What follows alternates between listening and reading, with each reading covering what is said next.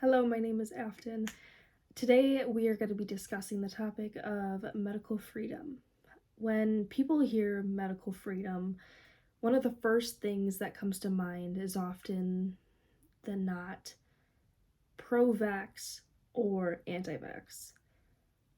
More so, the reason behind these thoughts is due to the past few years of our world living with COVID-19 that affected and changed everyone's life in some way, shape, or form.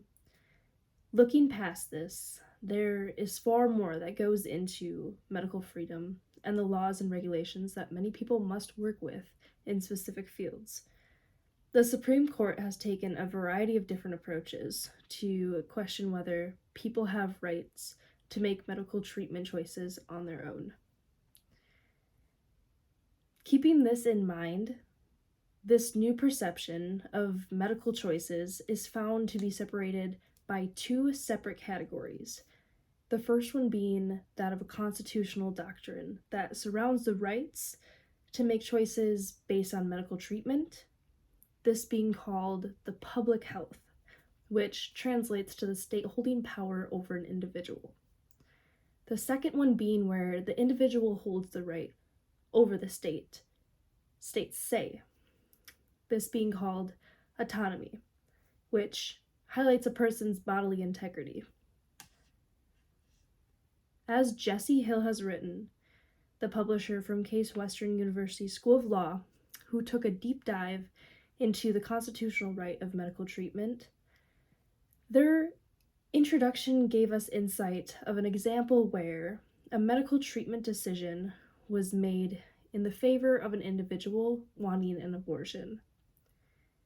With the individual's health in mind and the weight of this procedure, there was a decision to do a partial birth abortion, which was medically seen as the safest form of abortion to ensure the safety of the patient. In this speech, I'd like to inform my classmates about medical freedom, how it originated, and some of the major differences between power of state and an individual's right to hold power of medical freedom. To begin, the term medical freedom legislation started in Idaho in 1976, though it did not take off until 1999, where, years following, several states enacted legislation.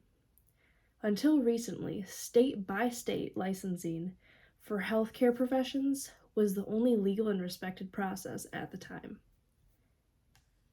Declaring medical freedom laws was stated to write a clear, understood line between medical treatment views and more government standpoint and an individual's autonomy rights.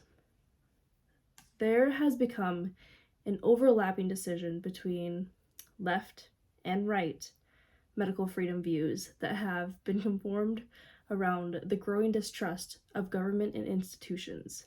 Since the 1970s, when bodily autonomy was heavily discussed due to the rise of decisions surrounding abortions, it has been a popular topic and motivator for medical conservatives from both sides to begin to question the government's ability to decide what's best for them. So, what laws and amendments were put into play? As mentioned previously, over time, laws and regulations have been developed to try and make this topic clear and understood to protect both the governed medical and individuals say. Law has the ability to be rewritten and overruled over time, given reason. Others, like the Constitution, are solid guidelines for our nation that are followed closely and respected.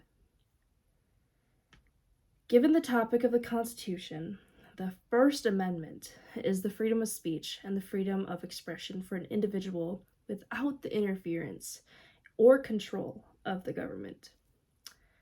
When seeing this being used in a medical practice, this protects the practitioner to be able to give an individual honest medical opinion from themselves, even if it is conflicting with laws. They are protected. Another example is the HIPAA law. The HIPAA, Health Insurance Probability Accountability Act. This grants patients the ability to have access to their medical records, doctor notes, medical test results, and other documentation related to their care. Now that you have a bit of understanding on both sides of the medical lines, this leaves us to question, why is there still strong topic of discussion around this? Despite there being guidelines and freedom within means, there's still a long way to go. With rights still feeling minimized to some realms, medical freedom is a big discussion point and subject that is not taken lightly. However, the structure is still needed to be set into play, otherwise rights and power can be abused. Though medical practitioners cannot force patients into doing a certain thing medically, they can present neutral lists and examples of options to ensure that the individual feels less force and pressure.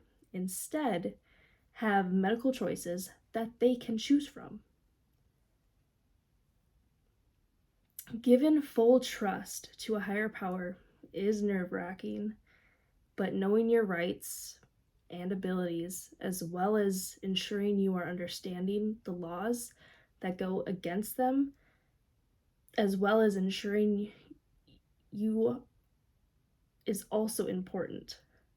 Medical freedom is to be seen as the ability to make decisions and choices when it comes to medical practices, and how having knowledge, support, and access to care for everyone for whatever choice or position they hold is seen as important and not only respected.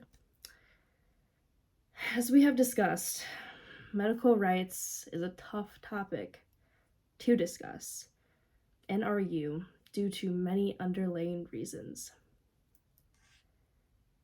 In conclusion to all of this, medical freedom is a work in progress, but ensuring your knowledge about the laws, opinions, options prove to impact medical choice views within the health and state standpoints. Main points that are highlighted are medical freedom, how it originated, how some of the major differences between power of the state and individual rights to hold the power of medical freedom. I hope this speech gave you insight of the topic of discussion that many of us have heard about over the years, and gives you a new light about the different views. Thank you. Have a good rest of your day.